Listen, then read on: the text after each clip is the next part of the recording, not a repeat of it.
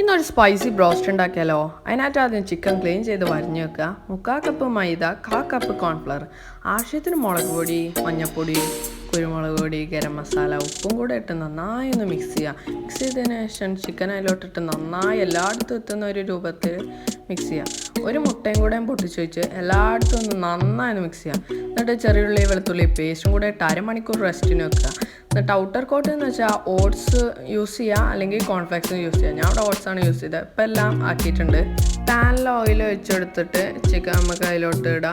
എന്നിട്ട് 5 minute medium ഫ്ലെയിമിൽ ഒരു സൈഡ്, പിന്നെ ലോ ഫ്ലെയിമിൽ അങ്ങോട്ടും മറിച്ച് കൊടുക്കുക.